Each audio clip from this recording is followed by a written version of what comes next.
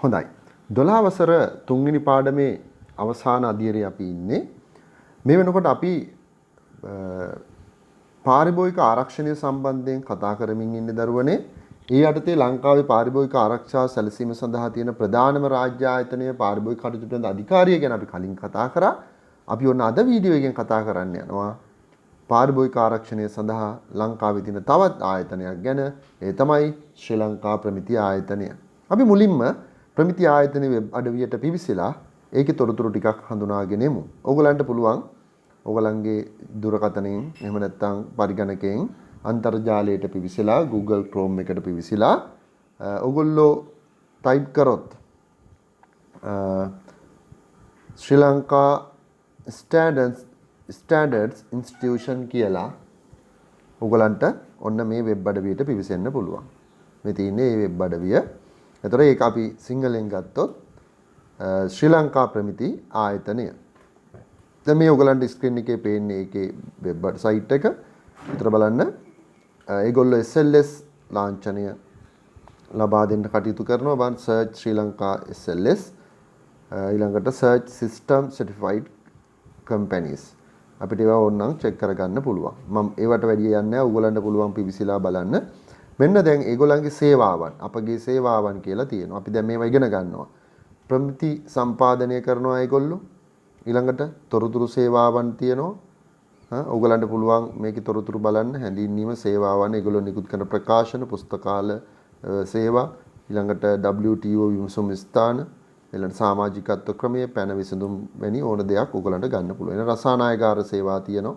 ඒ යටතේ විවිධ පරීක්ෂණ කරලා ඒ රසායනායකාර සේවා ගන්න පුළුවන්. ඊළඟට මිනුම් විද්‍යාව ඊළඟට නිෂ්පාදන සහතිකකරණය පුහුණුව ශ්‍රී ලංකා ජාතික තත්ත්ව සම්මානය පිරිනමන ආකාරය පිළිබඳව ඊළඟට පද්ධති සහතිකකරණය ආනයන පිරික්සුම ඊළඟට WTO විමසුම් ස්ථාන ඊළඟට මෙතන දැන් අපේ ජාතික තත්ත්ව සම්මාන සහතික අපි ඉගෙන ගන්නවා. ඒ යටතේ ඒ සම්මාන උළෙලක් මොකද්ද මේ සම්මානය? ඔන්න බලන්න අපිට හැඳින්වීමට ගියොත් බලන්න පුළුවන් ජාතික තත්ත්ව සම්මානය කියන්නේ මොකද්ද? නේ මෙතනින් සඳහන් කරලා තියෙනවා ලංකාවේ ව්‍යාපාරිකයෝ ප්‍රමිති පිළිපදින ව්‍යාපාරිකයෝ ඇගීම සඳහා සම්මාන වැඩසටහන තමයි ඔය. හරිද? එතකොට ඒකට අදාළව තොරතුරු තියෙන ඕගලන්ට කියවලා බලන්න පුළුවන්.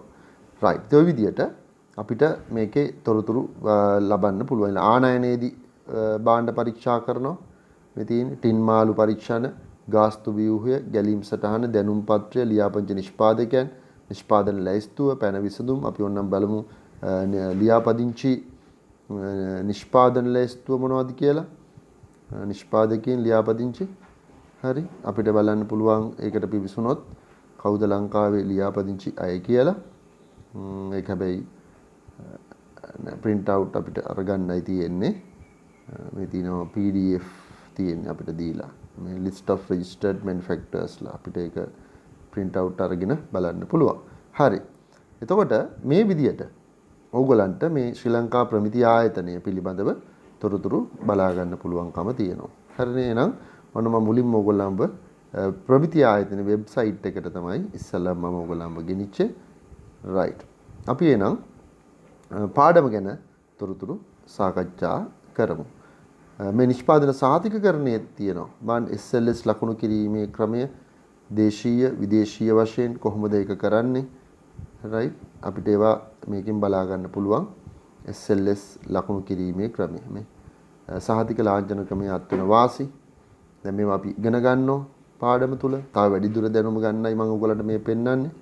හරි. ඊළඟට ඒ කොහොමද ඒක ඉල්ලුම් කරන්නේ?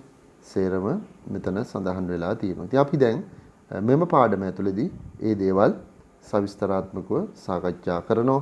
ඔයගලන්ට තවත් තොරතුරු බලන්න ඕන නම් ඔයගලන්ට පුළුවන් ශ්‍රී ලංකා ප්‍රමිති ආයතනයේ මෙන්න මේ වෙබ් අඩවියට පිවිසලා මේ තොරතුරු ඔයගලන්ට බලා කියා ගන්න. එහෙනම් අපි යන් ශ්‍රී ලංකා ප්‍රමිති ආයතනය පිළිබඳ අපේ පාඩමට. හරි. එහෙනම් ඔන්න අර ඔයගොල්ලෝ දැකපු ශ්‍රී ලංකා ප්‍රමිති ආයතනයට අදාළ පනත මෙන්න මම සඳහන් කරලා තියෙනවා. 1984 අංක 6 දරන ශ්‍රී ලංකා ප්‍රමිති ආයතන පනත. රයිට්. අපි කියමු අපි කට්ටියම එකතු වෙලා කියමු. ඔයගොල්ලොත් කියවන්න. ශ්‍රී ලංකාව තුල කර්මාන්ත වෙළඳාම බෙදා හැරීම හා පරිභෝජනය ඉහළ නැංවීම සඳහා ප්‍රමිතිකරණය හා තත්ත්ව පාලනය ජාතික මට්ටමින් ප්‍රවර්ධනය කිරීම හා ශ්‍රී ලංකාවේ නිෂ්පාදන සඳහා ජාතික ප්‍රමිතීන් තීරණය කිරීමේ අරමුණින් 1984 අංක 6 දරන ශ්‍රී ලංකා ප්‍රමිති ආයතන පනත ස්ථාපිත කරන ලදී. හරිද? රයිට්. එහෙනම් මේ ප්‍රමිති පනත මගින් තමයි ශ්‍රී ලංකාවේ ප්‍රමිති ආයතනය ස්ථාපිත කරලා තියෙන්නේ. හරි. මෙම පනත යටතේ ශ්‍රී ලංකාවේ ප්‍රමිති ආයතන ස්ථාපිත කර ඇත. ඔයගොල්ලෝ මෙන්න මේ ෆොටෝ එක දකින්නත් ඇති ඒ අන්තර්ජාලයෙන් තමයි එකක් ගත්තේ. රයිට්. අපි බලමු ශ්‍රී ලංකා ප්‍රමිති ආයතනය ව්‍යාපාරවලට ඇති වැදගත්කම. ඔන්න ඔය පාඩම් කරගත යුතු කරුණු ප්‍රමිති ආයතනය ව්‍යාපාරවලට වැදගත් වෙන්නේ ඇයි කියන කාරණාව. හොඳයි. ඔන්න බලන්න පළවෙනි කරුණ කියනවා SLS ලකුණ සහිත නිෂ්පාදිත අලෙවි කිරීම තුළින් තරඟකාරීත්වයට සාර්ථකව මුහුණ දිය හැකි වීම. අන්න එනම් ශ්‍රී ලංකා ප්‍රමිති ආයතනය ලබා දෙන SLS සාතිකය ලබා ගැනීම තුළින් තරඟයට සාර්ථකව ව්‍යාපාරිකයට මුහුණ දෙන්න පුළුවන්කම ලැබෙනවා. දෙවෙනි කරුණ බලන්න. SLS ලකුණ නොමැති නිෂ්පාදන SLS ලකුණ නොමැති නිෂ්පාදන ආයතන අභිබවා නියම වශයෙන් වාසිදායක තත්ත්වයක් ලැබිය හැකි වීම. එතකොට SLS ලබාගෙන නැති ව්‍යාපාරිකයාගේ ව්‍යාපාරික ආදායමට වඩා වැඩි ආදායමක් අපිට ප්‍රමිතිය පිළිපදිමින් භාණ්ඩ නිෂ්පාදනය කිරීමෙන් අපිට ලබා ගන්න පුළුවන්කම ලැබෙනවා. තුන්වෙනුව පාරිභෝගික පැමිණිලි අවම කරගත හැකි වීම. ඔව් අපිට දැන් පාරිභෝගික පැමිණිලි තාම වෙනවා. මොකද අපි ප්‍රමිතියකට අනුව හදනවා නම් ව්‍යාපාරිකයා කම්ප්ලේන් නැහැ. මොකද ඒවා නියම තත්ත්වයෙන් යුතුවනේ භාණ්ඩ හදන්නේ. ඒ නිසා. 4 රාජ්‍ය අංශය SLS ලකුණ සහිත භාණ්ඩ මිලදී ගැනීමට ප්‍රමුඛත්වය දෙන බැවින් වෙළඳපොළ කොටස පුළුල් කරගත හැකි වීම. දැන් අපි යම් කිසි ප්‍රමිතියකට අනුව භාණ්ඩ හදනවා නම් රජයේටත් භාණ්ඩ සේවා ගන්න ඕන උනා මේගොල්ලෝ ගන්න SLS ලකුණ තියෙන ඒවා. එහෙම නැති ඒවා මිලට ගන්නෙ නැහැ. එතකොට ඔන්න අපිට පෞද්ගලික අංශයටත් බඩු විකුණන්න පුළුවන්කම ලැබෙනවා. දැන් රජයටත් විකුණන්න පුළුවන්කම ලැබෙනවා. ඒ තුලින් අපේ ලාභය ආදායම වෙළඳපොළ කොටස වැඩි කරගන්න පුළුවන්. අපි මේ කතා කරමින් ඉන්නේ ශ්‍රී ලංකා ප්‍රමිති ආයතනය නිසා ව්‍යාපාර වලට තියෙන වැදගත්කම්. හොඳයි. අපි පස්වෙනුව කතා කරොත් විදේශ සහතික කිරීම සලකුණ ISO ලබා ගැනීම තුලින් විදේශ වෙළඳපොලේදී සාර්ථක වීමට ඉඩ ලැබීම. ඒතර අපි SLS සාතිකය ලබා ගැනීම හරහා ISO සාතිකය ලබා ගන්න පුළුවන්කම ලැබෙනවා. ඒ තුලින් අපිට විදේශ වෙළඳපොළට සාර්ථකව පිවිසෙන්නත් පුළුවන්. 6 වෙනුව ප්‍රමිතීන් තුල පාරිභෝගික අවශ්‍යතා හා නෛතික අවශ්‍යතා ඇතුළත් වන බැවින් නිෂ්පාදිත පිළිබඳ පිළිගත හැකි මට්ටම ඉහළ යනවා. ජාත්‍යන්තර වශයෙන් අපිට අපේ නිෂ්පාදන වලට විශාල ඉල්ලුමක් වෙළඳපොලේ ඇති වෙනවා මේ ප්‍රමිති පිළිපැදීම නිසා. 7 නාස්තිය අවම වීම ඵලදායීතාව වර්ධනය වීම. ඉතින් අපි ප්‍රමිතියකට අනුව භාණ්ඩ හදන නිසා අපේ නාස්තියත් අඩු වෙනවා. ඒ නිසා ලාභයත් ඉහළ යනවා. ඒක ඉතා වැදගත් දෙයක්. 8 ආයතනයේ ප්‍රතිරූපය වර්ධනය වී සේවක චිත්ත ධෛර්යය වර්ධනය වීම. ඔන්න තවත් වාසියක්. අපි SLS පිළිපදිනකොට ජාත්‍යන්තර වශයෙන් ජාතික වශයෙන් ආයතන හොඳ ප්‍රතිමිතිය මේ ප්‍රතිරූපයක් ගොඩනගෙනවා. සමාජය තුළ හොඳ පිළිගැනීමක් ඇති වෙනවා. ඒ නිසා ඒවා ඊටාම අපිට වාසි සහගත දේවල් වෙනවා. හොඳයි එහෙනම් අපි කතා කරේ ශ්‍රී ලංකා ප්‍රමිති ආයතනයේ ව්‍යාපාර වලට ඇති වැදගත්කම. අපි එනම් බලමුද ශ්‍රී ලංකා ප්‍රමිති ආයතනයේ කාර්යභාරය. දරුවනේ අර අපි වෙබ්සයිට් එකට ගියාම එක කොටු දාලා තිබුණානේ. ඒ කොටු වල තිබුණේ ඒගොල්ලෝ ලබා දෙන සේවා ටික තමයි. ඉතින් අපි දැන් ඒව තමයි මෙතන සඳහන් කරගන්න සූදානම් වෙන්නේ. රයිට්. එහෙනම් ඔන්න පළවෙනි එක ලියා ගන්න ඕගොල්ලෝ. මෙන්න මේ කොටසේදී රයිට්. පළවෙනි එක විදියට මෙතන එක මොකද්ද? ජාතික ප්‍රමිති පිළියෙල කිරීම. ජාතික ප්‍රමිති පිළියෙල කිරීම පළවෙනි එක.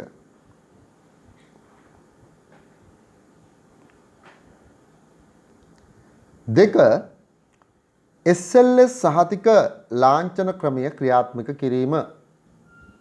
දෙක SLS සහතික ලාංඡන ක්‍රමය ක්‍රියාත්මක කිරීම. දෙවෙනි එක. 3 పూర్ව අපනයන හා ආනයන පරීක්ෂාව ක්‍රියාත්මක කිරීම. 3 పూర్ව අපනයන හා ආනයන පරීක්ෂාව ක්‍රියාත්මක කිරීම. 4 ISO තත්ත්ව පද්ධති සහතිකකරණය ක්‍රියාත්මක කිරීම. 4 ISO තත්ත්ව පද්ධති සහතිකකරණය ක්‍රියාත්මක කිරීම. 5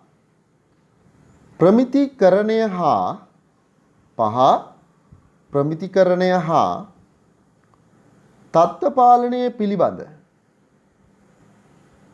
පුහුණු පාඨමාලා සංවිධානය කිරීම. හරිද?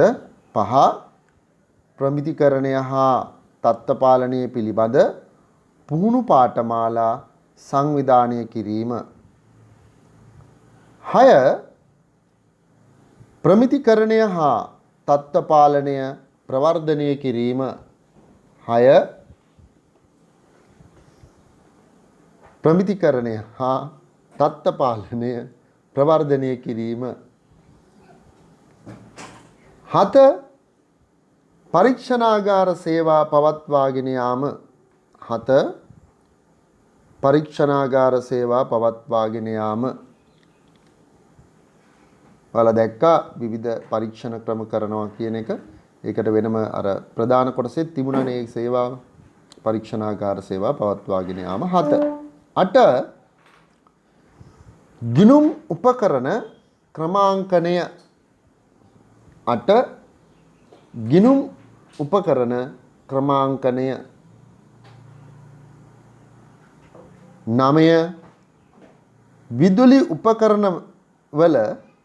9 විදුලි උපකරණ වල බලශක්ති කාර්යක්ෂමතාව ලේබල් කිරීම.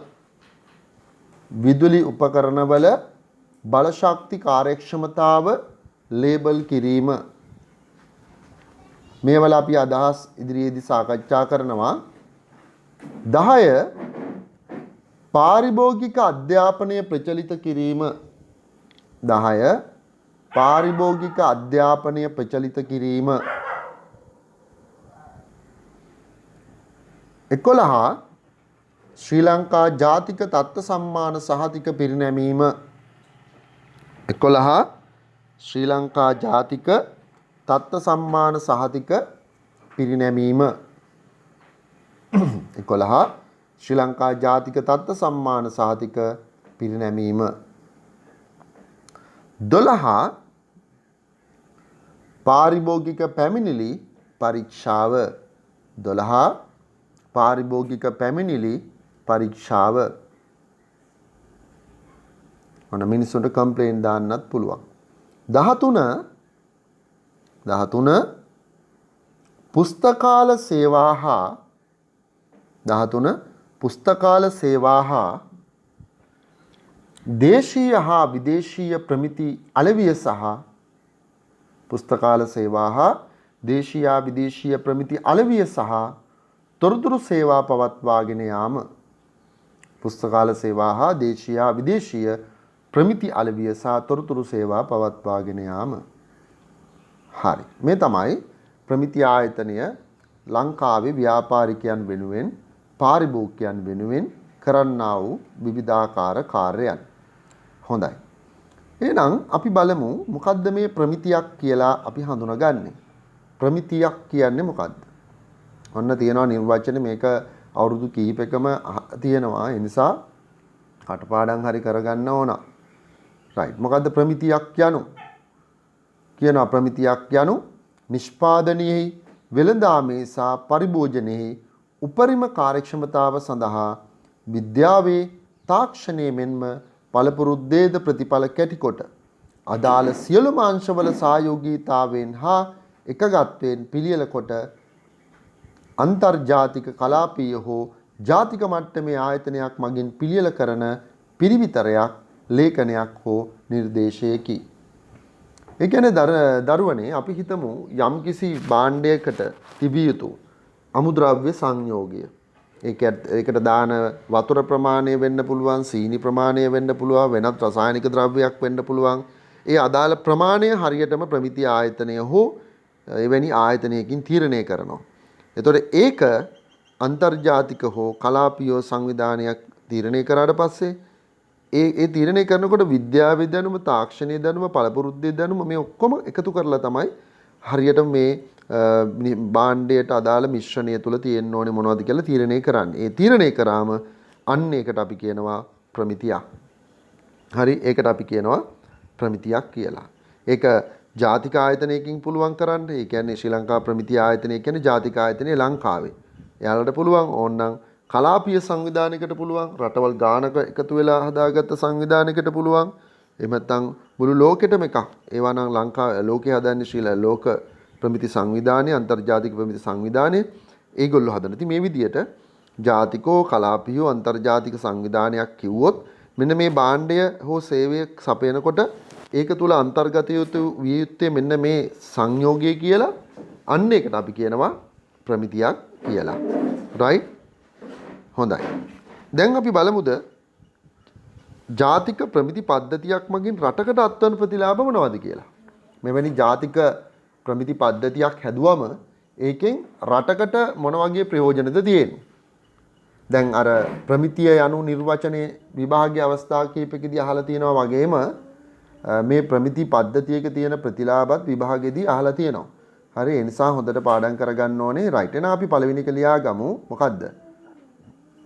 ගුණාත්මක නිෂ්පාදිත ඉදිරිපත් කිරීම. ඔන්න පළවෙනි එක ලියා ගන්න. පළවෙනි එක ගුණාත්මක නිෂ්පාදිත ඉදිරිපත් කිරීම. right. මෙතන පළවෙනි එක. ගුණාත්මක නිෂ්පාදිත ඉදිරිපත් කිරීම. දෙවෙනි එක ලියා ගන්න. නාස්තිය හා අපතේ යාම අවම කිරීම. නාස්තිය හා අපතේ යාම අවම කිරීම. අන්න නාස්තිය අපතේ යන එක පුළුවන් තරම් අවම වෙනවා ප්‍රමිති පිළිපදිනකොට. තුන්වෙනි එක පාරිභෝගික ආරක්ෂාව. තුන්වෙනි එක පාරිභෝගික ආරක්ෂාව. එතකොට ප්‍රමිති පිළිපැද්දම ලංකාවේ ඉන්න පාරිභෝගිකයොත් ආරක්ෂා වෙනවා දරුවනේ. right. හතරවෙනි එක ලියා ගන්න. පාරිභෝගිකයන්ගේ සෞඛ්‍ය තත්ත්වය ඉහළ යාම. පාරිභෝගිකයන්ගේ සෞඛ්‍ය තත්ත්වය ඉහළ යනවා. එතකොට රටේ ජනතාවගේ සෞඛ්‍ය තත්ත්වය ඉහළ යනවා ප්‍රමිති පිළිපදිනකොට. 5. පාරිභෝගිකයන් දැනුවත් කිරීම. 5. පාරිභෝගිකයන් දැනුවත් කිරීම. right. ඔන්න පාරිභෝගිකයන්ව දැනුවත් කිරීමටත් කටයුතු කරනවා. 6. පරිසරය සුරැකීම. 6. පරිසරය සුරැකීම. දැන් ඔය ප්‍රමිති පිළිපදිනකොට ඉබේම මොකද දන්නවද වෙන්නේ? පරිසරයත් ආරක්ෂා වීමට කටයුතු කරලා තියෙනවා. ඒ නිසා ප්‍රමිති පිළිපදිනවා කියන්නේ පරිසරයත් නිකම්ම ආරක්ෂා වෙනවා කියන එකයි. 7 වෙනි එක ලියා ගන්න. විදේශීය වෙළඳාමට පිවිසීමට පහසු වීම. විදේශීය වෙළඳාමට පිවිසීමට පහසු වීම. ඔව්, දැන් නිකම්ම ප්‍රමිති පිළිපදිනකොට මොකද වෙන්නේ? ඔන්න ලංකාවේ ප්‍රමිති පිළිපදිනකොට එයාට පුළුවන්කම ලැබෙනවා ජාත්‍යන්තර ප්‍රමිති ලබා ගන්න. ඒතර ජාත්‍යන්තර ප්‍රමිති පිළිපදින ව්‍යාපාරිකයෙක් කියන්නේ දරුවනේ විදේශ රටවල් වලට මේ භාණ්ඩය අපනයනය කරන්න පුළුවන්කම ලැබෙනවා. සාමාන්‍යයෙන් යුරෝපා රටවල් වල ඊටාම ඉහළින් සලකන දෙයක් තමයි ආරක්ෂාව කියන එක. තමන්ගේ ආරක්ෂාව. ඒ නිසා උන් ප්‍රමිති තියෙන භාණ්ඩ පමණයි ගන්නෙ. දැන් ලංකාවේ අපි නම් ඕවා සමහරවිට බලන්නෙත් නෑ ගන්නවා. නමුත් පිටරට අය විශේෂම යුරෝපීය ජාතිකයෝ ඊටාම ඉහළ ප්‍රමිති තියෙන භාණ්ඩ පමණයි මිලදී ගන්න කියන එක මතක තියාගන්න ඕනේ. දැන් මම ඕන පොඩි උදාහරණයක් කියන්නම්කෝ. දැන් අපි ගෙදරක ඔයාලා අපි වත්තේ උදළු ගන්නවා කියලා හිතන්නකෝ. ගෙදර පොඩි වැඩක් කරනවා කියන්නකෝ. අපි ඔයාලා මේ වූට් දාලා, ග්ලව්ස් දාලා, හෙල්මට් දාලාද අපේ වත්තේ වැඩ කරන්න කියලා ඔයාලා හිතන්නේ නේ? නෑනේ. තමාට අපේ සෙරෙප්පුත් නෑ කකුලේ. ඔහේ බෑලා අපි උදැල්ලකුත් අරන් කලිසමකුත් ගහගෙන වැඩ. අන්න එතකොට අනුතුරු වෙන්න තියෙන අවස්ථා වැඩි. නමුත් ඔයාලා බලන්න ওই විදේශ ඉංග්‍රීසි ෆිල්ම් එකක්, විදේශ රටක ෆිල්ම් එකක මොකක් හරි ගෙදරක පොඩි සීන් එකක් තියෙන එකක් බලන්න. right. එහෙනම් බලන්න මේ ගෙදර වැඩ කරන මිනිස්සයා එයා වැඩ කරත් හෙල්මට් එකක් දාගෙන, සපත්තු දෙකක් දාගෙන, ග්ලව්ස් දෙක දාගෙන තමයි වැඩ. බලන්න දැන් කුකින් මොකක් හරි උයන පියන අවස්ථාවක වුණත් වීඩියෝ එකක් බලන්න. එයා ඒප්‍රන් එකක් දාගෙන ඒ වැඩ කරන කාන්තාව වැඩ කරන්නේ යුරෝපීය රටවල් වල ෆිල්ම් වල පවා ඒවා තියෙනවා. අපි අපේ ගෙදර බලන්න අපේ අම්මලා ඒප්‍රන් දා ගන්නවද? නෑනේ. නේද? බොහෝ විට නෑ. ඉතින් ඒ නිසා ඒගොල්ලෝ ආරක්ෂාව ගැන ඉතා ඉහළ වැදගත්කමක් දෙන නිසායි. ඒක කෑම බීම ගන්නකොටත් එහෙම තමයි. ප්‍රමිතියෙන් තොර කිසිම දෙයක් විදේශ රටවල් වල යුරෝපා රටවල් වල ගන්නේ නැහැ. එහෙනම් අපිට ප්‍රමිතිය ගත්තොත් වාසි අපේ බඩු පිටරට යවන්න පුළුවන්කම ලැබෙනවා. පැහැදිලි නේද? හොඳයි එහෙනම් අපි බලමු ප්‍රමිති හදන්නේ කොහොමද? ඔව්. මෙච්චර කල් තිබුණානේ ගැටලුවක් ප්‍රමිති හදන්නේ කොහොමද කියන ප්‍රශ්නේ. ඔන්න මම කියලා දෙනවා. ප්‍රමිති හදන්න ක්‍රම දෙකයි තියෙන්නේ. ප්‍රමිති සකස් කරන ක්‍රම දෙකයි. කොහොමද? ඔන්න ලියා ගන්න පළවෙනි එක. ප්‍රමිති සකස් කරන ක්‍රමවල පළවෙනි එක ලියා ගන්න. මෙතන ප්‍රමිති ආයතනයේ මුළු වියදමින් සකස් කිරීම.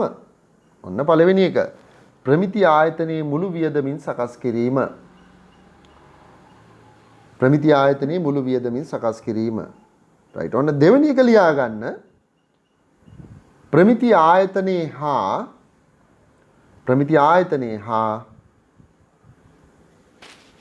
ව්‍යාපාරිකයාගේ ප්‍රමිති ආයතනයේ හා ව්‍යාපාරිකයාගේ සමදායකත්වයෙන් සකස් කිරීම. ප්‍රමිති ආයතනයේ හා ව්‍යාපාරිකයාගේ සමදායකත්වයෙන් සකස් කිරීම. right. මේ මොකද්ද මෙතන කියන්නේ? ප්‍රමිති ආයතනයේ මුළු වියදමින් සකස් කරනවා. 1 2 ප්‍රමිති ආයතනයේ හා ව්‍යාපාරිකයාගේ සමදායකත්වයෙන් සකස් කරනවා. දරුවනේ ප්‍රමිතියක් හදනකොට අත්හදා බැලීම් කරන්න වෙනවා. එතකොට මේ අත්හදා බැලීම් කරනකොට ඒගොල්ලෝ එකතු කරන විවිධ සංයෝග අපත යනවා. ශ්‍රමය අපත යනවා. අත්හදා බලලා තමයි හරිම ප්‍රමිතිය හඳුනාගන්නේ. එතකොට මොකද වෙන්නේ? අන්න අර අමුද්‍රව්‍ය වලට යන වියදම, ශ්‍රමයට යන වියදම සම්පූර්ණයෙන්ම නාස්තියක්. ඉතින් ඒකට ලොකු වියදමක් යනවා පළවෙනි ප්‍රමිතිය හොයාගන්නතර. අන්නේ වියදම මුළු වියදමම ප්‍රමිති ආයතනය දරලා ප්‍රමිති හදනවා. ඒක තමයි එක සමහර විට මුළු වියදමෙන් භාගයක් ප්‍රමිති ආයතනයත් ඊළඟට ඒ භාවිතා කරන ව්‍යාපාරිකයන් කොටසකුත් දරලා ප්‍රමිති හදන ඒවා තියෙනවා. එහෙනම් ඔන්න ප්‍රමිති හදන ක්‍රම දෙක.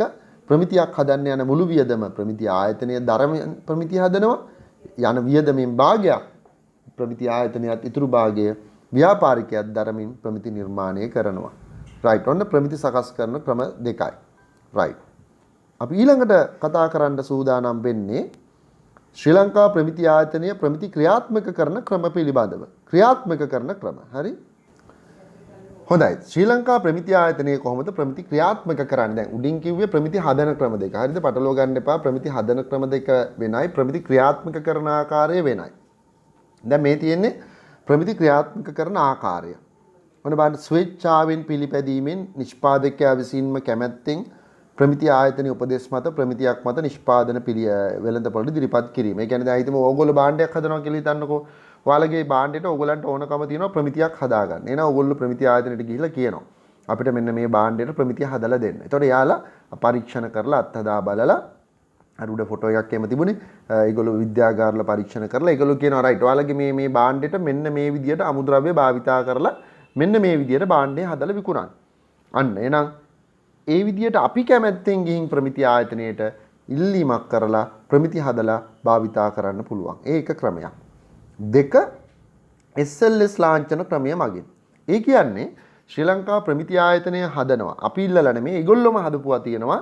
යම් යම් භාණ්ඩ හදනකොට ඒ භාණ්ඩ හෝ සේවය තුළ තිබිය යුතු අන්තර්ගතය මෙන්න මේකයි කියලා. අපි එයාලා හදලා තියෙන අන්තර්ගතයට අනුව භාණ්ඩ නිෂ්පාදනය කරනවා නම් අන්න එතකොට යාළගෙන් අපිට ලබා දෙනවා SLS කියන ලාංඡනය. ඔයගොල්ලෝ දැකලා ඇති මෙන්න මේ යටින් තියෙන මෙන්න මේ සංකේතය ඔයගොල්ලෝ දැකලා ඇති. සමහර භාණ්ඩවල සඳහන් කරලා තියෙනවානේ. මේ SLS කියන්නේ මේක තමයි. ශ්‍රී ලංකා ස්ටෑන්ඩඩ් කියන අදහස තමයි මේ SLS එකෙන් කියන්නේ. හරිද? රයිට්. එතකොට මේක ප්‍රමිති ආයතනයේ විසින් හදලා තියෙන ඒ නිර්දේශ අනුව අපි භාණ්ඩ හදනවා නම් එතකොට අපිට මේ SLS ලාංඡනය ගන්න පුළුවන්. ඒකෙදි අවස්ථා දෙකක් තියෙනවා. එකක් අපිම ස්වේච්ඡාවෙන් ඉදිරිපත් වෙන SLS ලාංඡනය අරගන්න පුළුවන්. ඒ භාණ්ඩ අනිවාර්ය කරපුවා නෙමෙයි. තව සමහර භාණ්ඩ තියෙනවා ලංකාවේ SLS ලබා ගැනීම අනිවාර්ය කරපුවා. එතකොට SLS නැතුව ඒ භාණ්ඩ වෙළඳ පොලේ විකුණන්න බෑ. අන්න ඒවා තමයි අනිවාර්ය භාණ්ඩ SLS. එහෙනම් අපි එවැනි භාණ්ඩයක් හදනවා නම් අනිවාර්යෙන් SLS ලබා ගන්න ඕනේ. සමහර ඒවා තියෙනවා අනිවාර්ය නැහැ. අපි ප්‍රමිති ආයතනයේ SLS ලාංඡනය අරගෙන භාණ්ඩ නිෂ්පාදනය කළ විකුණන්නත් පුළුවන්. ඒ එක ක්‍රමයක්. තුන්වෙනි ක්‍රමය තමයි పూర్ව අපනයන පරීක්ෂාව. పూర్ව කියන්නේ කලින් කියන එක, අපනයන කියන්නේ ලංකාවෙන් පිටරට යවනවා. ඒතර අපනයනය කරන්න කලින් අපේ භාණ්ඩ පරීක්ෂා කරලා ඒගොල්ලෝ සහතිකයක් දෙනවා. ඒ තව ක්‍රමයක්. పూర్ව අපනයන පරීක්ෂාව. ඊළඟ ආනයන පරීක්ෂාව. ආනයන කියන්නේ පිටරටින් ලංකාවට බඩු ගෙන්නන එක. එතකොට මේ බඩු ගෙන්නනේවත් රට ඇතුළට ගේන්න කලින් පරීක්ෂා කරනවා. රයිට්. දැන් සමහර පොහොර වර්ග, ඒ වගේම සමහර බීජ වර්ග ඒවා ලංකාවට ගේන්න කලින් පරීක්ෂා කරන්න ඕනේ. රයිට්. එහෙම නැතුව ගන්න දෙන්නේ නෑ රට ඇතුළට. ඊළඟට 5 අපනයනය සඳහා මුහුදු ආහාර ඇසුරුම් ආයතන පරීක්ෂාව. ඔය සී ෆුඩ්ස් කියලා කියන්නේ දැන් මාළු අරගෙන මාළු කපලා ඒවා ඇසුරුම් කරලා පිටරට යවන ආයතන ලංකාවේ තියෙනවා. අන්න එවැනි ආයතන අනිවාර්යයෙන්ම සතියකට වරක් දෙකක් මාසෙකට දෙසරයක් වගේ නියත වශයෙන් ශ්‍රී ලංකා ප්‍රමිති ආයතනය ඇවිල්ලා පරීක්ෂා කරනවා. ඉතින් ඒක ඒගොල්ලන්ගේ තවත් එක ආකාරයක් පරීක්ෂා කරන. ඊට අමතරව වන්න 6 වෙනුව ISO 9001 2000 ISO 14001 සහ HACCP කියන ජාත්‍යන්තර ප්‍රමිති සහතික පිරිනැමීම මගිනුත් ඔන්න ශ්‍රී ලංකා ප්‍රමිති ආයතනය ප්‍රමිති ක්‍රියාත්මක කරනවා. එහෙනම් මෙන්න ශ්‍රී ලංකා ප්‍රමිති ආයතනය ප්‍රමිති ක්‍රියාත්මක කරන ආකාර 6. ඔය ටික පාඩම් කරගන්න ඕන. මතක තියාගන්න. හොඳයි. අපි දැන් සාකච්ඡා කරන්න යමු ශ්‍රී ලංකා පිරිවිතර නැත්නම් නිර්දේශ. ඒ කියන්නේ මේකයි. අර මම කියන්නේ ශ්‍රී ලංකා ප්‍රමිති ආයතනය යම්කිසි භාණ්ඩයක් තුල තිබිය යුතු අන්තර්ගතය සැලසුම් කරනවා කියලා එයාලා පරීක්ෂණ කරලා අත්දැක බලලා කියනවා. හරි. මෙන්න මේ භාණ්ඩය හදනකොට මෙන්න මේ විදියට අමුද්‍රව්‍ය යොදලා හැදුවොත් ඔන්න අපි SLS ලාංඡනය දෙනවා කියලා. අන්න එනම් ඒ කියන විදියට, ඒ කියන පිළිවෙලට අපි අමුද්‍රව්‍ය භාවිතා කරලා අපේ නිෂ්පාදන ආයතනය සකස් කරලා අපි භාණ්ඩ නිෂ්පාදනය කරොත් අන්න ඒ පිළිවෙලට හදන නිසා ශ්‍රී ලංකා ප්‍රමිති ආයතනයෙන් දෙනවා මෙන්න මේ ලාංඡනය භාවිතා කිරීමේ අවසරය. SLS සහතිකය භාවිතා කිරීමේ අවසරය. අන්න ඒක තමයි SLS සහතික ලාංඡන වැඩපිළිවෙල කියලා කියන්නේ. ඒතර මෙන්න මේක තමයි ශ්‍රී ලංකා පිරිවිතරය කියලා කියන්නේ. බලන්න. ශ්‍රී ලංකා ප්‍රමිති ආයතනය විසින් දේශීය අවශ්‍යතාවයන්ට අනුකූලව වන පරිදි නිම කරන ලදුව රජය විසින් අනුමත කර ඇති මිනුම් දඩු හෙවත් ප්‍රමිති භාණ්ඩයක තිබිය යුතු යයි නියම කර ඇති ද්‍රව්‍ය බර දිග පළල උස ඝනකම යන ආදියයි.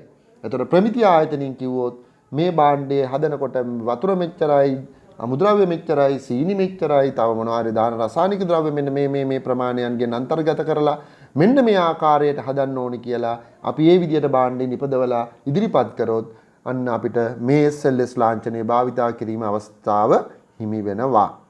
right. මේ තියෙන ප්‍රමිති සාධික ලාංඡනය SLS ලාංඡනය right. ඒ ගැන අපි කතා කරනවා.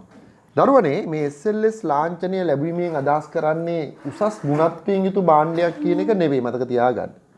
එහෙනම් මොකක්ද එකකින් හැංගෙන්නේ? හැංගෙන්නේ මෙන්න මේ රතු පාටින් මම highlight කරලා තියෙනවා. ඔයගොල්ලෝ බලලා ගන්න. මේ තියෙන highlight කරගන්න. මොකද්ද? નિયમિત ප්‍රමිතියකට අනුකූලව නිපදවා ඇති බවත්. ඔන්න ඔයගොල්ලෝ highlight කරගන්න. SLS ලාංඡනයෙන් අදහස් කරන්නේ මොකද්ද? નિયમિત ප්‍රමිතියට අනුකූලව නිපදවා ඇති බවත්, භාවිතයට සුදුසු තත්වයෙන් නැති බවත් ශ්‍රී ලංකා ප්‍රමිති ආයතනය සහතික වී ඇති බව ප්‍රකාශ කරන ලාංඡන ක්‍රමයයි. එහෙනම් අපිට SLS ලාංඡිකයෙන් සාතික කර ලාංඡනයෙන් සාතික කරන්නේ මොකද්ද?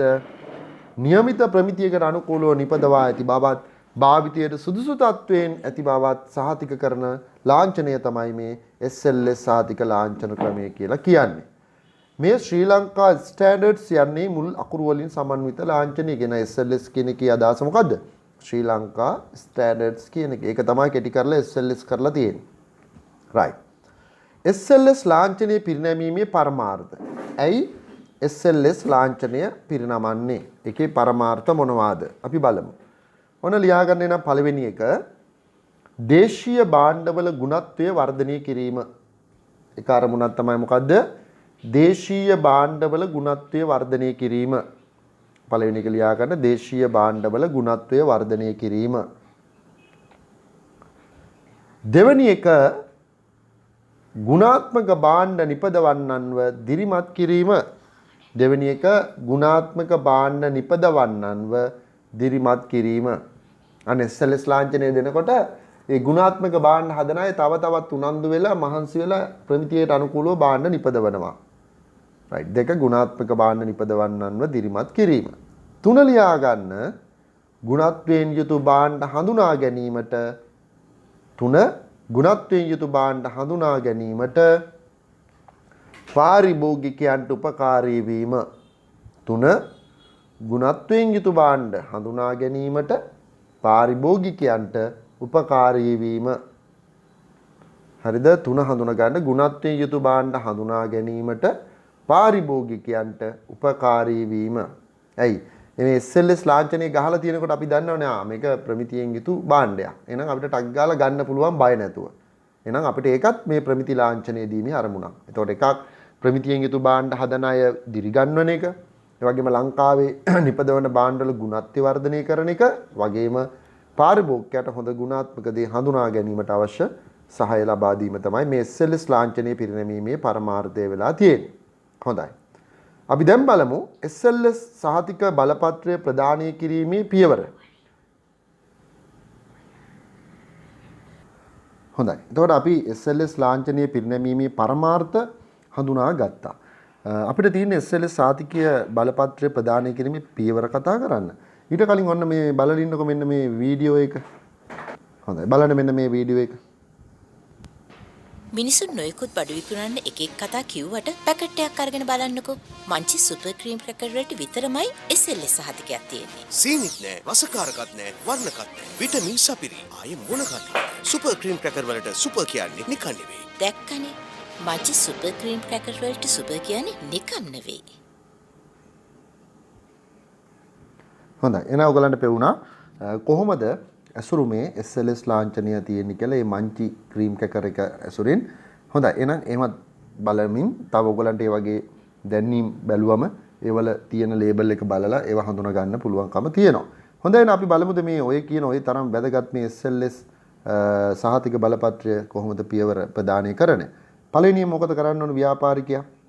SLS ලකුණ භාවිතයට අවසර ලබා ගැනීම සඳහා ඉල්ලුම් පත්‍ර ඉදිරිපත් කරන්න ඕන. ඇප්ලිකේෂන් දාන්න ඕන. කාටද? ප්‍රමිති ආයතනයට.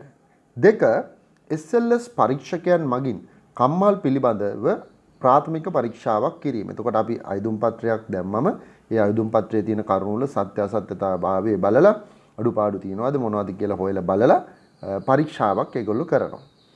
2 ඒ තුන්වෙනි එක තත්ත්ව පාලන ක්‍රමය ගැන වාර්තා කිරීම පරීක්ෂණය සඳහා නියැදි ගැනීම. ඔන්න ඊළඟට ඒගොල්ලෝ අපි අර නිෂ්පාදන ක්‍රියාවලිය තුළදී ඒ භාණ්ඩ පරීක්ෂා කරන ආකාරය, නිෂ්පාදන ක්‍රියාවලිය පරීක්ෂා කරන ආකාරය ගැනත් ඒවට අදාළව සාම්පල් අරගෙන පරීක්ෂා කරනවා. 4 වෙනුව ශ්‍රී ලංකා ප්‍රමිති ආයතනයේ අවසරලත් කමිටුව මගින් කම්මල් පරීක්ෂාව. ඔන්න ඊළඟට එනවා ප්‍රමිති ආයතනයේ ඉන්න අවසාන බලයලත් කමිටුව. ඒගොල්ලන්ට කියන අවසරලත් කමිටුව කියලා. එයාලා එනවා කම්මලට ඇවිල්ලා පරීක්ෂා කරලා හොයලා බලනවා. එතකොට ඒගොල්ලන්ගේ අතේ තියෙනවා වාර්තා දෙකක්. රිපෝට්ස් දෙකක්. එකක් තමයි අර ප්‍රාථමික පරීක්ෂාව පිළිබඳ වාර්තාවයි. ඊළඟට තියෙනවා අර සාම්පල් නියැදි ගත්තනේ සාම්පල්. අන්නේ සාම්පල් වල පරීක්ෂාවයි. එතකොට මේ ඔක්කොම ඒගොල්ලෝ සසඳලා බලනවා. එතකොට සාම්පල් වල පරීක්ෂණය බලනවා. ඊට පස්සේ ප්‍රාථමික පරීක්ෂාව මේ ඔක්කොම තියෙන කරුණු මේ වෙනකම් තාම තියෙනවද කියන එක හොයලා බලලා තමයි ඔන්න අවසරලත් කමිටුවෙන් SLS ලාංඡනය යෙදීමේ අවසරය දෙනවද නැද්ද කියන එක තීරණය කරන්නේ. පස්වෙනෝ කියනවා ශ්‍රී ලංකා ප්‍රමිති ආයතනය විසින් නියම කරන ලද කොන්දේසි අනුගමනය කිරීමට එකඟ වීම. එතකොට ප්‍රමිති ආයතනයෙන් දෙනවා කොන්දේසි මාලාවක්. ඕගොල්ලෝ මෙන්න මේ විදියට තමයි නිපදවන්න ඕනේ. ඒතර ඒකට ව්‍යාපාරිකයා එකඟ වුණොත් 6 වෙනුව ඔන්න SLS ලාංඡනයේ භාවිතයට අනුමැතිය ලබා දෙනවා. රයිට් ඔන්න. ඔය පියවර ටික තමයි SLS සහතිකය ලබා ගැනීමේදී ව්‍යාපාරිකයෙක් කරන්න අවශ්‍ය. හැබැයි මෙහෙමයි. දැන් ඔය අයදුම්පත දානකොට නිකන් ආවට ගියාට ව්‍යාපාරයක් ආරම්භ කරලා ඕන පාවට කරගෙන යන කෙනෙකුට මේ අයදුම් පත්‍රය දාලා වැඩක් නැහැනේ. එහෙනම් අපි මේ අයදුම් පත්‍රය දාන්න කලින් අපි කර්මාන්ත ශාලාව තුල කළ යුතු දේවල් ටිකක් තියෙනවා. සපුරාලිය යුතු කොන්දේසි ටිකක්. මොනවද මේ? ඔන්න අපි ඊළඟ මාතෘකාව තුලදී කතා කරන්න යන්නේ අන්නේ කාරණා ටික. මොකද්ද? SLS ලාංඡන ක්‍රමය තම නිෂ්පාදන වලට ලබා ගැනීමට ව්‍යාපාරිකයෙකු විසින් සපුරාලිය යුතු මූලිකාංග මොනවාද කියන කරුණ. හරි. පළවෙනි එක ලියා ගන්න. නිවැරදි කළමනාකරණ ක්‍රමයක් පැවතීම. පළවෙනි එක ලියා ගන්න එක නිවැරදි කළමනාකරණ ක්‍රමයක් පැවතීම. එහෙනම් ආයතනය තුල හොඳ කළමනාකරණ ක්‍රමයක් පවතින්න ඕන. දෙක ලියා ගන්න වඩා හොඳ තත්ත්ව පාලන ක්‍රමයක් පැවතීම. දෙක වඩා හොඳ තත්ත්ව පාලන ක්‍රමයක් පැවතීම. 3 හොඳ මිලදී ගැනුම් ක්‍රමයක් පැවතීම. 3 හොඳ මිලදී ගැනුම් ක්‍රමයක් පැවතීම. right. හතරවෙනි එක ලියන්න ක්‍රියාවලි පාලන ක්‍රමයක් පැවතීම. හතරවෙනි එක ක්‍රියාවලි පාලන ක්‍රමයක් පැවතීම. 5 නිවැරදි පරීක්ෂණ හා පරීක්ෂා කිරීමේ ක්‍රමයක් පැවතීම. නිවැරදි පරීක්ෂණ හා පරීක්ෂා කිරීමේ ක්‍රමයක් පැවතීම.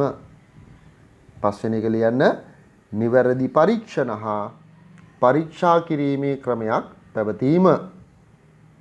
6 පරීක්ෂණ මිනුම් හා පරීක්ෂණ උපකරණ. 6 පරීක්ෂණ මිනුම් හා පරීක්ෂණ උපකරණ ක්‍රමානුකූලව පාලනය කිරීම. 6 පරීක්ෂණ මිනුම් හා පරීක්ෂණ උපකරණ ක්‍රමානුකූලව පාලනය කිරීම. 7 අනුකූලතා නොවන භාණ්ඩ පාලනය. අනුකූලතා නොවන භාණ්ඩ පාලනය. ඒ කියන්නේ මේ නියම ප්‍රමිතියෙන් නැති භාණ්ඩ පාලනය කරන්න ක්‍රමයක් ඕන කියන එක. අනුකූලතා නොවන භාණ්ඩ පාලනය. 7. 8 භාණ්ඩ පරිහරණය. භාණ්ඩ පරිහරණය කමා ගබඩා කිරීම කමාවක් ඇසුරුම් කරණය හා බෙදා හැරීම සඳහා.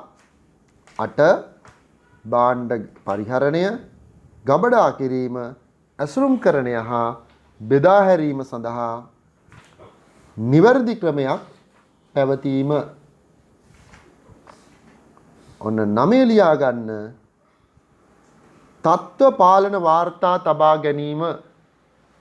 9 තත්ත්ව පාලන වාර්තා තබා ගැනීම. 10 ලියා ගන්න අභ්‍යන්තර තත්ත්ව විගණන ක්‍රමයක් පවත්වා ගැනීම. අභ්‍යන්තර තත්ත්ව විගණන ක්‍රමයක් පවත්වා ගැනීම. right මේ තමයි අපි SLS ලාංඡනය සඳහා යෙදුම් කරන්න කලින් අපි ව්‍යාපාරය තුල සකස් කරගත යුතු මූලිකාංග ටික. right මේවා පාඩම් කරගත යුතු වෙනවා. right SLS ලාංඡනය යෙදූ භාණ්ඩ මගින් අකණ්ඩව පාරිභෝගික ආරක්ෂාව සැලසෙන බව තහවුරු කිරීමට ශ්‍රී ලංකා ප්‍රමිති ආයතනය ගන්නා ක්‍රියාමාර්ග. දැන් අපි මෙහෙම හිතමුකෝ. දැන් හරි. අර කිව්ව පියවර ටිකත් මේ කිව්ව දේවලුත් ඔක්කොම අපි සකස් කරගෙන SLS සහතිකයේ යෙදීමේ අනුමැතිය ගත්තා කියලා හිතමුකෝ. ඉතින් අපිට ඊට පස්සේ පුළුවන් භාණ්ඩ බාල කරලා විකුණන්න නේ.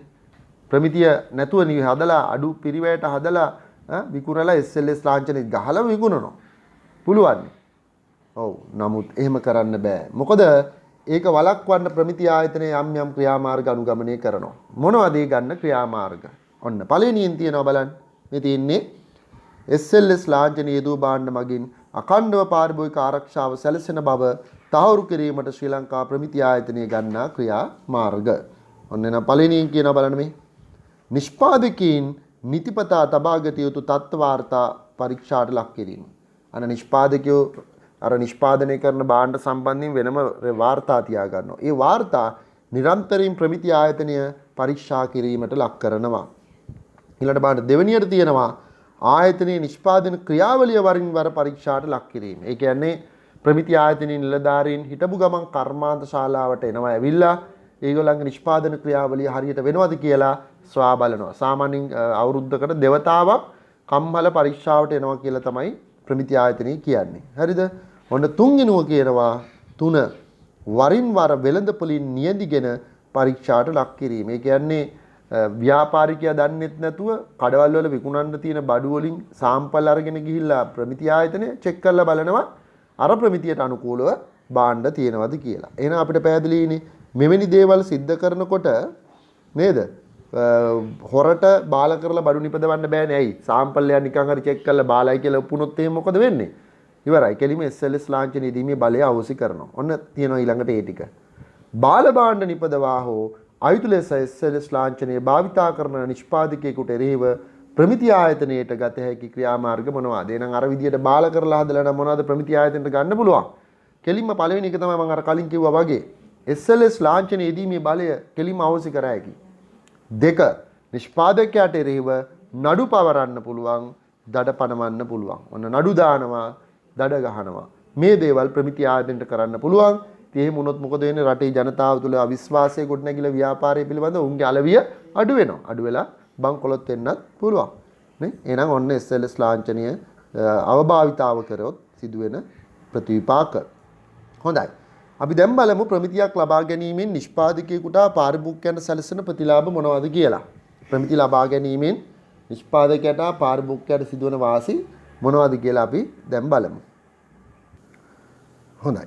අපි එනම් බලමු ප්‍රමිති ලබා ගැනීමෙන් නිෂ්පාදකයෙකුට පාරිභෝගිකයන්ට සැලසෙන ප්‍රතිලාභ මොනවද කියලා. රයිට්. ඔන්න ලියා ගන්න නිෂ්පාදකයාට සැලසෙන ප්‍රතිලාභ පළවෙනි එක ව්‍යාපාරයේ කීර්තිනාමය වර්ධනය වීම. ඔන්න නිෂ්පාදකයෙකුට නැත්නම් ව්‍යාපාරිකයෙකුට තියෙන වාසියක් තමයි ව්‍යාපාරයේ කීර්තිනාමය වර්ධනය වෙනවා. 2.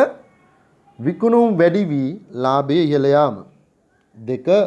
විකුණුම් වැඩි වී ලාභය ඉහළ යාම. ඔන්න ව්‍යාපාරයේ විකුණුම් වැඩි වෙලා ලාභය ඉහළ යනවා. 3. තරඟකාරීත්වයට සාර්ථකව මුහුණ දිය හැකි වීම. 3. තරඟකාරීත්වයට සාර්ථකව මුහුණ දිය හැකිවීම. අන ව්‍යාපාරයේ තරඟයට සාර්ථකව මුහුණ දෙන්න පුළුවන්කම ලැබෙනවා. 4. නාස්තිය අඩු වී පිරිවැය අඩු වීම. 4. නාස්තිය අඩු වී පිරිවැය අඩු වීම. 5. ජාත්‍යන්තර වෙළඳපොළට ප්‍රවිෂ්ඨ වීමේ පහසුව ඇතිවීම. 5. ජාත්‍යන්තර වෙළඳපොළට ප්‍රවිෂ්ඨ වීමේ පහසුව ඇතිවීම. ජාත්‍යන්තර වෙළඳපොළට ප්‍රවිෂ්ඨ වීමේ පහසුව ඇතිවීම. 6. ව්‍යාපාරයට ඉබේම ප්‍රවර්ධනයක් ලැබීම. 6. ව්‍යාපාරයට ඉබේම ප්‍රවර්ධනයක් ලැබීම. රයිට්. ඔය තිබුණේ නිෂ්පාදකයට නැත්නම් ව්‍යාපාරිකයෙකුට තියෙන ප්‍රයෝජන වාසි මේ SLS ලාංඡනය ලබා ගැනීමෙන්. රයිට්. පාරිභෝගිකයට අපිට තියෙන ප්‍රයෝජන බලන්න. එක ප්‍රමිතියට අනුව නිපදවා ඇති බවට තුන්වන පාර්ශ්වයක් සාතික වෙනවා. මොකද ශ්‍රී ලංකා ප්‍රමිති ආයතනය කියන රජයේ ආයතනයක්. ඒතොර ඒගොල්ලෝ අපිට ඒක සාතික කරනවා මේක ප්‍රමිතියකට අනුව නිපදවලා තියෙනවා කියලා. ඊළඟට 2. උසස් තත්ත්වයේ භාණ්ඩ විශ්වාසදායක ලෙස මිලට ගැනීමට මඟ පෙන්වීම. ඒතොර අපිට ඊටාම ඉහළ ප්‍රමිතියෙන් යුතු භාණ්ඩ මිලට ගන්න මඟ පෙන්වන්නේ. SLS තියෙනව ගන්න තියෙන්නේ. 3. වියදම් කරන මුදලට උපරිම තෘප්තියක් ලැබෙන බවට සාතික වීම. 4. මිලටගත් භාණ්ඩ ප්‍රමිතියට අදාළ නොවේ නම් නීතිමය ආවරණය ලබාගත හැකි වීම. එතකොට SLS ලාංඡනයට අනුව හදලා නැත්නම් අපිට පුළුවන් උසාවියේ නඩුවක් වුණත් දාන්න පුළුවන්. ඊළඟට 5. නිෂ්පාදකයාගේ පිරිවැය අඩුවීම තුලින් භාණ්ඩවල මිල අඩුවීම. එතකොට ප්‍රමිතියට අනුව හදනකොට පිරිවැයත් අඩු වෙනවා. ඒ නිසා බඩු මිලත් අඩු වෙනවා. රයිට්. ඔය තමයි ප්‍රමිති සාතිකය ලබා ගැනීමේ තියෙන වාසි. රයිට්. ඒතර මම ඔයාලට කලින් කිව්වා මතකද? SLS ලබා ගැනීම සමහර භාණ්ඩවලට අනිවාර්ය කරලා තියෙනවා කියලා. රයිට්. මේ තියෙන්නේ අනිවාර්ය කරපු භාණ්ඩ වර්ග. දැන් SLS සාතිකය ලබා ගැනීම අනිවාර්ය කර ඇති දේශීය භාණ්ඩ වර්ග. ලංකාවේ තියෙනවා පාරිභෝගික කටයුතු පිළිබඳ අධිකාරී පනත. අපි කලින් පනත කතා කරා. අන්නේ පනතෙනුත් අනිවාර්ය කරපු භාණ්ඩ ලැයිස්තුවක් තියෙනවා. රයිට්. මේ තියෙන ඔයගලන්ට කියව ගන්න පුළුවන්. මෙන්න මේ භාණ්ඩ SLS ලබා ගැනීම ලංකාවේදී අනිවාර්යයි. රයිට්. ලියුට් එකේ තියෙනවා කියව ගන්න එක මම කියව ඉන්න යන්නේ නැහැ. තව ආහාර පනත කියලා තියෙනවා අපි ඉදිරියේදී ඉගෙන ගන්නවා. ඒතර ආහාර පනතට අනුවත් SLS ලබා ගැනීම අනිවාර්ය වෙලා තියෙනවා. විශේෂයෙන් කැමරට ගන්න ලුණුවේම SLS අනිවාර්යයි. තව තියෙනවා 2003ට පෙර පාරිභෝගික ආරක්ෂණ පනත කියලා එකක් තිබුණා. ඒ පනත මගින් අනිවාර්ය කරලා තිබුණු භාණ්ඩ මේ නව පාරිභෝගික කටයුතු පිළිබඳ අධිකාරී පනතෙනුත් නැවතත් ඒක අනිවාර්ය කළා. මේ තියෙන්නේ එවැනි භාණ්ඩ ලයිස්තුවක්. ඒතර මෙන්න මේ කියන සියලුම භාණ්ඩ මේ වෙනකොට ලංකාවේ SLS ලබා ගැනීම අනිවාර්ය කරලා තියෙනවා. ඉතින් මේවා SLS නැතුව නිපදවන්න බෑ හරිනම්. right? හොඳයි. ඊළඟට අපි කතා කරන්න යනවා ISO ප්‍රමිතිය පිළිබඳව. හොඳයි. මේ ISO ප්‍රමිතිය කියලා කියන්නේ දැන් SLS කියන්නේ ලංකාවේ නිපදවන භාණ්ඩවලට ප්‍රමිති ලබා දීම සඳහා තියෙන සාධකය. මේ වෙනකොට ඒක දිනු කළා විදේශ රටවල ඉන්න ව්‍යාපාරිකයටත් ඕනනම් SLS සාතිකය ලබා ගන්න පුළුවන් කියලා දැන් තියෙනවා. එතකොට රයිට්. එතකොට ලංකාවේ ඔයාලා දන්නවද මුලින්ම SLS සාතිකය දීලා තින්නේ හරිශ්චන්ද්‍ර නිෂ්පාදන වලට. හරිශ්චන්ද්‍ර නිෂ්පාදන වලට තමයි මුලින්ම ISO සම්මානයේ පිරිනමල ISO නෙමෙයි SLS සාතිකය ලබා දීලා තියෙන්නේ. හොඳට මතක තියාගන්න. හොඳයි. අපි එහෙනම් ISO ප්‍රමිතිය කියන්නේ මොකක්ද කියලා බලමු දැන්. International Organization for Standard කියන සංවිධානය කියන්නේ අන්තර්ජාතික ප්‍රමිති සංවිධානය. අන්තර්ජාතික ප්‍රමිති සංවිධානය තමයි International Organization for Standard කියන්නේ. ඒතර මේ සංවිධානය විසින් අපේ ලෝකේ ව්‍යාපාරවලට හඳුන්වා දෙන ප්‍රමිතිකරණය තමයි මේ ISO ප්‍රමිතීන් කියලා කියන්නේ. ඒතර බලන්න ISO යනු ප්‍රමිතිකරණය සඳහා වූ අන්තර්ජාතික සංවිධානය කියන එකයි. ලෝකයේම කර්මාන්තා වාණිජ්‍ය සේවාවන්හි තත්ත්ව සහතිකකරණය ලබා දීම සඳහා පිහිටුව ඇති සංවිධානය. ලෝකෙම ලංකාවේ එක තමයි ශ්‍රී ලංකා ප්‍රමිති ආයතනය. ලෝකෙටම දෙන්න තියෙන එක තමයි ISO කියලා කියන්නේ. කවද්ද මේක හදලා තියෙන්නේ? සංස්ථාපනය 1947 පෙබරවාරි 23 තමයි මේ අන්තර්ජාතික ප්‍රමිති සංවිධානය පිහිටවලා තියෙන්නේ. ඒක වර්ගයේ රාජ්‍ය නොවන සංවිධානයක්. අපි NGO කියලා කියන්නේ. ඊළඟට අභිප්‍රාය තමයි අන්තර්ජාතික ප්‍රමිතිකරණයකට ලක් කරන එක මූලස්ථානය තමයි තියෙන්නේ කොහෙද? ස්විට්සර්ලන්තයේ ජිනීවා නුවර. ලෝකේ ප්‍රමිති සඳහා වෙනම දිනයක් තියෙනවා. දැන් හැම දෙයකටම දින තියෙනවනේ. ඒ වගේ ප්‍රමිති සඳහා දිනයක් තියෙනවා. ඒක තමයි ඔන්න මතක තියාගන්න පාඩම් කරලා තියාගන්න ඔක්තෝබර් 14 වෙනිදා ලෝකේ ප්‍රමිති දිනය ලෙස පිළිපදින්නේ ඔක්තෝබර් 14 වෙනිදා. හරි.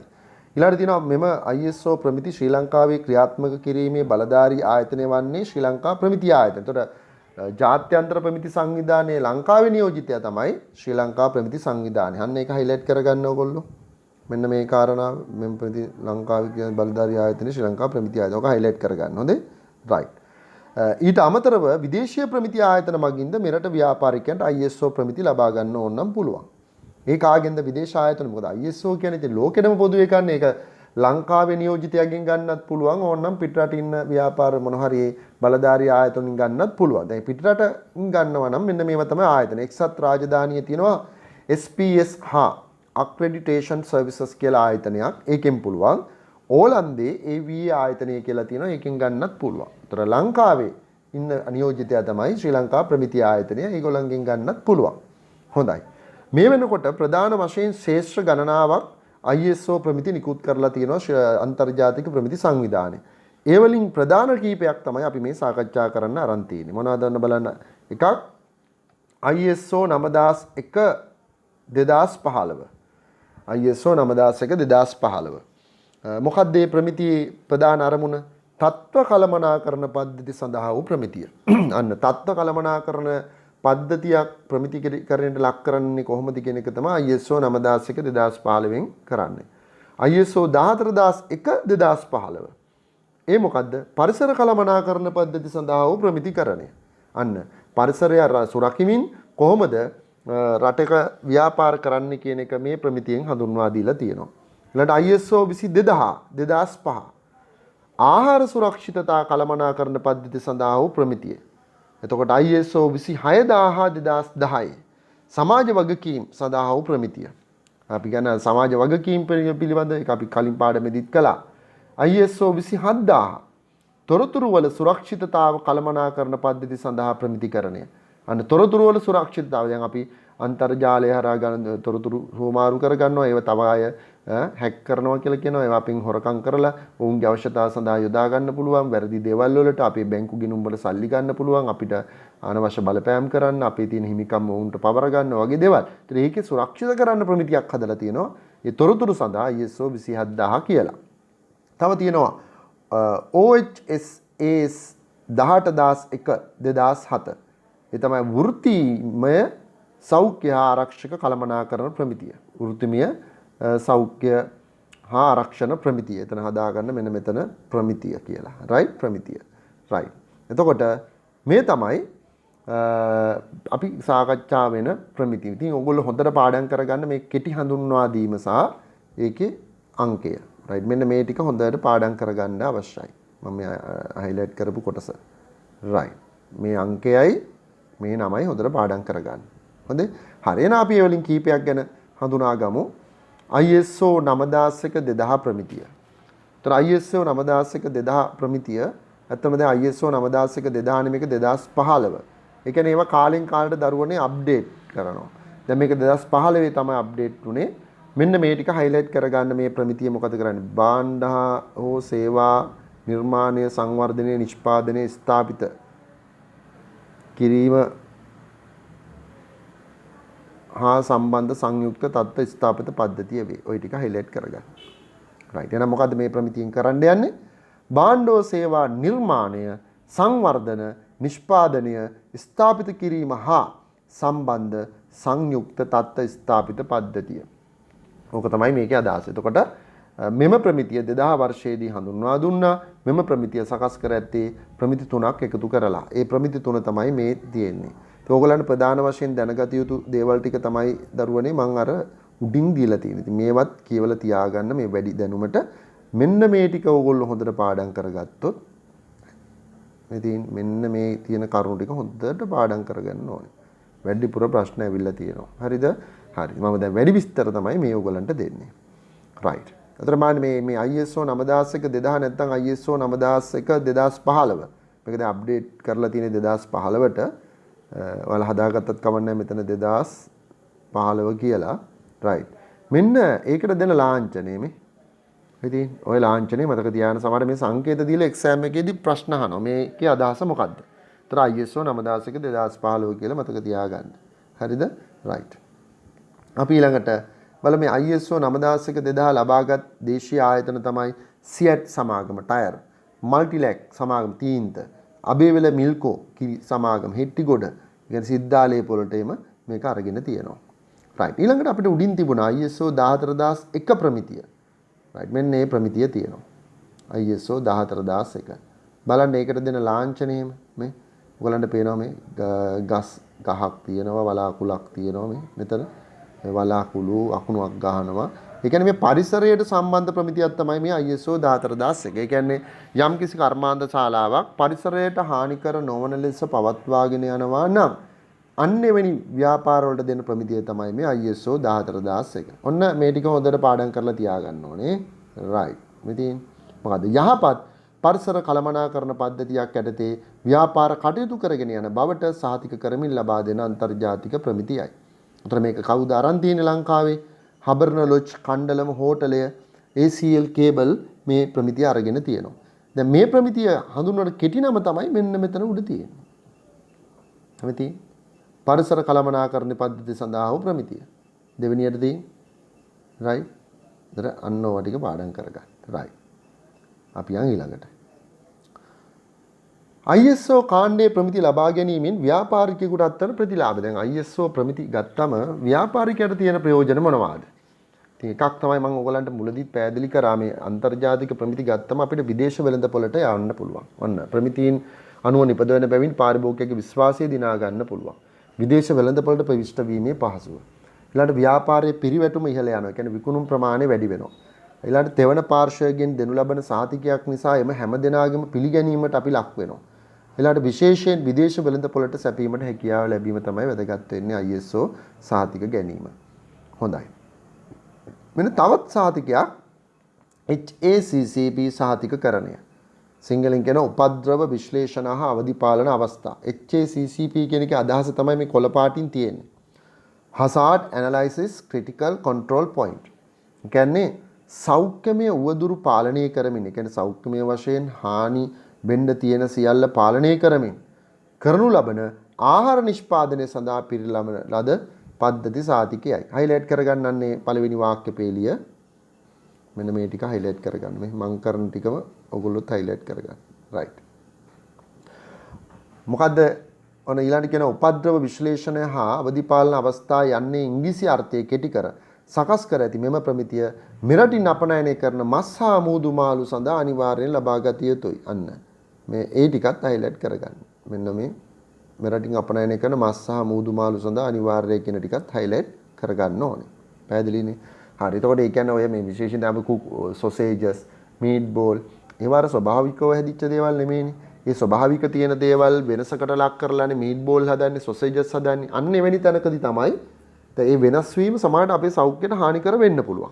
එහෙනම් මේ ප්‍රමිතියෙන් කරන්නේ මේ වෙනස් කරපු ආහාර සෞඛ්‍යයට හානිකරද නැද්ද කියලා හොයලා බලන එක. හොයලා සෞඛ්‍යයට හානිකර නොවේ නම් දරුවනේ මේ HACCP සාතිකය දෙනවා. එතකොට අපිට බය නැතුව මේ භාණ්ඩ පරිභෝජනය කරන්න පුළුවන්.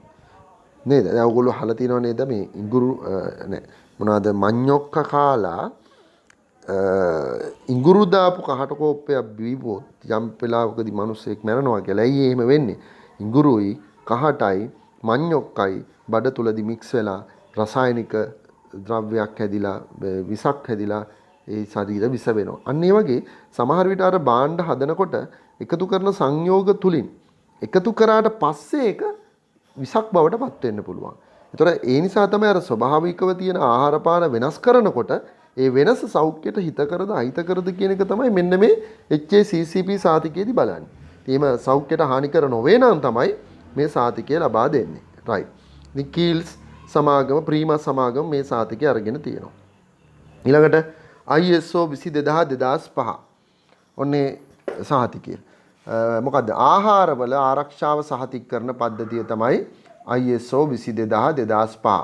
මම ශ්‍රී ලංකා ප්‍රමිති ආයතනය 2005 දී හඳුන්වා දුන් HACCP මූලධර්ම 7ක් තියෙන HACCP ඇතුළුව විධිමත් කළමනාකරණ පද්ධතියකින් යුත් මානව පරිභෝජනය සඳහා ආහාරවල ආරක්ෂාව සාතික කරන පද්ධතියකි. මෙය ආහාර ආරක්ෂිත කළමනාකරණ පද්ධතිය ලෙසද හැඳින්වෙනවා. අන්න highlight කරගන්න ආහාර ආරක්ෂිත කළමනාකරණ පද්ධතිය කියන කාරණාව. right. ඊළඟට තියෙනවා බලශක්ති කාර්යක්ෂමතා ලේබලය කියන එක. දරුවනේ මෙන්න මේක දෙන්නේ මෙහෙමයි. බලශක්තිය කියන්නේ විදුලිය. විදුලිය අර පිරිමැසුම් දායි ලෙස භාවිතා වෙන විද්‍යුත් උපකරණ යන්ත්‍ර සූත්‍ර වලට තමයි මේ සහතිකය දෙන්නේ. පේනවා ඔයගලන්ට මෙන්න මේ රූප සටහනේ මේ බලන්න මෙන්න මෙතන ඔයගලන්ට මේක ඇතුලේ පේනවා නේද තරු. මේ තරු තියෙන කොටු පහක් තියෙනවා. කොටු පහක් තිබ්බට මේ රූප ලාංඡනයේ තියෙන තරු 3යි. ඒකේ අදහස මේකේ උපරිම තරු 5කට ගිය හැකි. තරු 3යි. මේ තරු වලින් තමයි නියෝජනය කරන්නේ ඒ විදුලි උපකරණය කොච්චර බල ශක්තිය ඉතුරු කරනවද කියලා.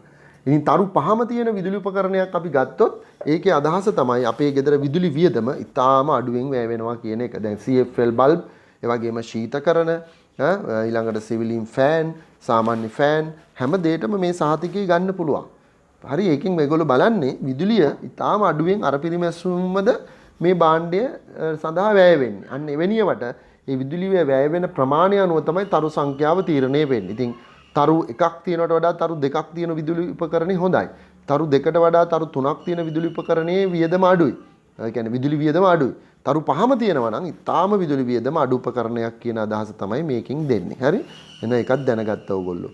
බලන්න බල ශක්ති පරිභෝජනය අතින් කාර්යක්ෂම විදුලි උපකරණ සඳහා ලබා දෙන ලේබල් කරණයකි. අදාළ උපකරණයේ විදුලි පරිභෝජන කාර්යක්ෂමතා මට්ටම් අනුව ඊට හිමි තාරකා සංඛ්‍යාව තීරණය වේ. මෙම ලේබලය හිමි කරගත් ආයතන ලෙස ක්ලිප්සා ලංකා පුද්ගලික සමාගම අරන් තියෙනවා. ඩීමෝ සමාගම ඔස්ට්‍රම් බල්බ් සඳහා අරගෙන තියෙනවා. right. ඊළඟට ශ්‍රී ලංකා ජාතික තත්ත්ව සම්මානය. මම කලිනුත් කතා කරා ඔයගලන්ට මේ ශ්‍රී ලංකා ජාතික තත්ත්ව සම්මානයෙන් කරන්නේ මොකද්ද? ලංකාවේ භාණ්ඩ නිෂ්පාදනය කරන ප්‍රමිති වලට අනුව භාණ්ඩ නිෂ්පාදනය කරන ව්‍යාපාරිකයන්ව ඇගීමකට ලක් කරන සම්මාන උළෙලක්. අර තියෙන්නේ ටෙලි සම්මාන, ස්ලිම් නිල්සන් සම්මාන එහෙම කියලා හොඳම නළුව නිලිය තෝරන අන්න ඒ වගේ එකක් මේකෙන් කරන්නේ ප්‍රමිති පිළිපදින ව්‍යාපාරිකයාට තමයි සම්මාන දෙන්නේ. ඒකෙත් සුළු පරිමාණ කර්මාන්තාංශයේ මධ්‍ය පරිමාණ මහා පරිමාණ කියලා අංශ තුනක් අරගෙන සුළු පරිමාණකේ 1 2 3. ඒතකොට 1 කියලා කියන්නේ gold medal. ඊළඟට silver bronze medal. ඒ වගේ medal තුනක් දෙනවා. එතකොට ඉතාම හොඳින් ප්‍රමිති පිළිපදින ව්‍යාපාර වලට තමයි gold එක දෙන්නේ. ඊළඟට silver ඊළඟට bronze medal. ඒ විදිහට පදක්කම් පිරිනැමීම සම්මාන පිරිනැමීමක් කරනවා. ඉතින් අවුරුද්දට වතාවක් මේක කරනවා. මේක කරන්න ප්‍රමිති ආයතනය මේක තරඟයක්. ඉතින් ඒකට අයදුම් කරන්න පුළුවන් ව්‍යාපාරිකයාට මමත් මේ තරඟයට එනවා කියලා. හැබැයි මේ ප්‍රමිති පිළිපදින ආයතන. ඉතින් ඒකෙන් වෙන්නේ මොකද්ද? ප්‍රමිති පිළිපදින ව්‍යාපාරිකයෝ ඇගීමකට ලක් වෙනකොට වුන් තව තවත් ප්‍රමිති පිළිපදින්න පෙළඹෙනවා. ඒ වගේම ප්‍රමිතිය පිළිපදින්න නැති අයත් මේ තරඟයට ඇතුල් වෙන්න හින්දා මේ ප්‍රමිති පිළිපදින්න පටන් ගන්නවා. ඒ තුලින් රටේ ජනතාවගේ සෞඛ්‍යයත් ආරක්ෂා වෙනවා, භාණ්ඩවල ගුණත්වයත් වැඩි වෙනවා, පිරිවැයත් අඩු වෙනවා, රටටම හිතකර වෙනවා. ඒ නිසා මේක මේ සම්මාන උළෙලක් ශ්‍රී ලංකා ප්‍රමිති ආයතනය විසින් ක්‍රියාත්මක කරන. රයිට් ඔන්න බලන්න.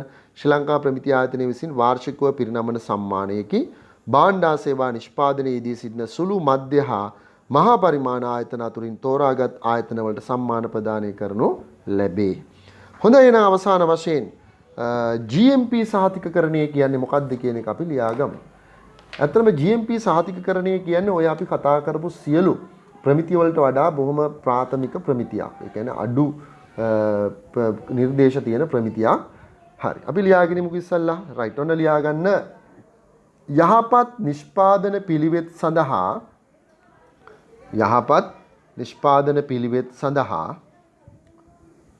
ශ්‍රී ලංකා ප්‍රමිති ආයතනය පිරිනමන යහපත් නිෂ්පාදන පිළිවෙත් සඳහා ශ්‍රී ලංකා ප්‍රමිති ආයතනය පිරිනමන සහතිකකරණය යහපත් නිෂ්පාදන පිළිවෙත් සඳහා ශ්‍රී ලංකා ප්‍රමිති ආයතනය පිරිනමන සහතිකකරණය GMP සහතිකකරණය වේ.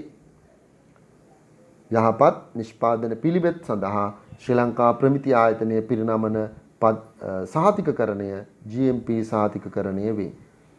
හරි. ඔය කියන්නේ මෙහෙමයි.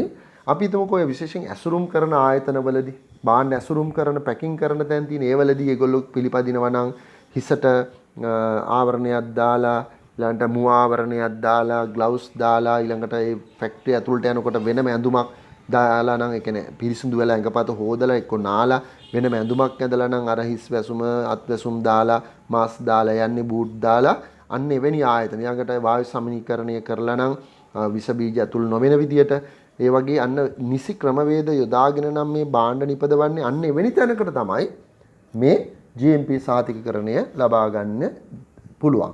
හරිද? ඉතින් ඒව තමයි පරීක්ෂා. ඒ කියන්නේ යහපත් නිෂ්පාදන පිළිවෙත්. අර පිළිවෙත් කියලා කියන්නේ පුරුදුකම්. යහපත්ව තියෙන තැනකට තමයි මේක දෙන්නේ. ඒකයි මම කිව්වා අනිත්‍යවට වඩා බොහොම ප්‍රාථමික එකක් මේක.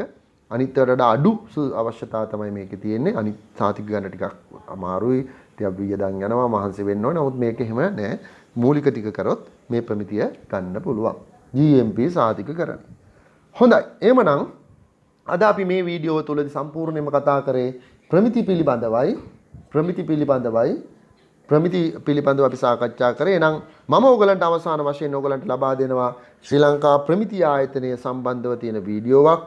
ඉංග්‍රීසි මාධ්‍යයෙන් තියෙන. නමුත් ඒකේ තියෙන වීඩියෝ ටික හොඳට බලන්න. ඒක ඕගලන්ට ප්‍රයෝජනවත් වෙයි.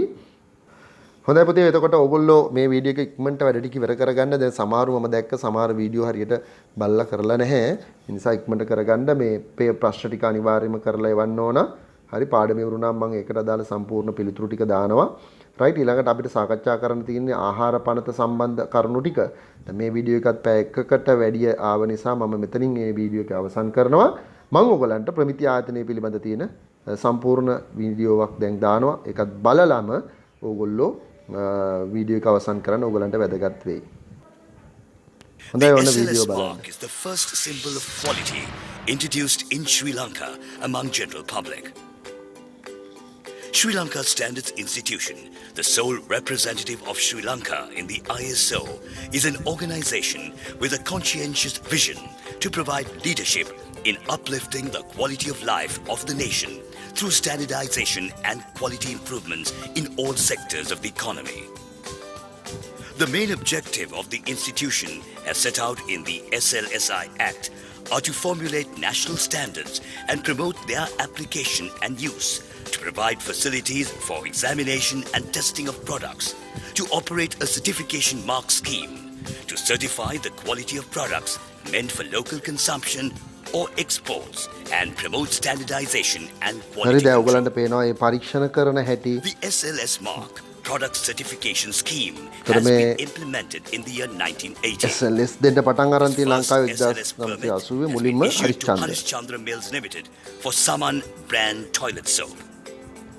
Now, it has been broadened to cover a wide range of product categories such as food and beverage, cement and cement-based products, steel, electrical, PVC, chemicals and polymer, textiles, cosmetic and cosmetic devices, paper-based materials, and tea.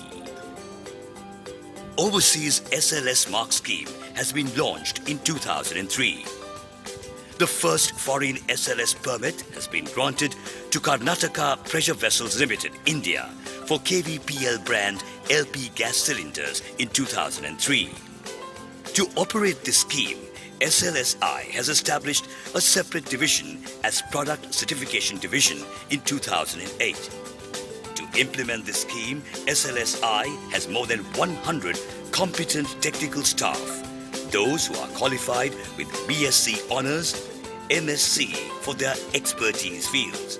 All technical staff members have completed one or more lead auditor training programs such as ISO 9001, ISO 14001, ISO 22000, OSHAS 18001 and ISO 50001 conducted by international reputed organizations. The product certification scheme, which is widely known as the SLS Mark scheme, is invariantly used to tally the quality level of products from both local and international manufacturers to Sri Lankan standards. A permit to use the SLS mark on a product is granted after product quality evaluation through laboratory testing, a thorough evaluation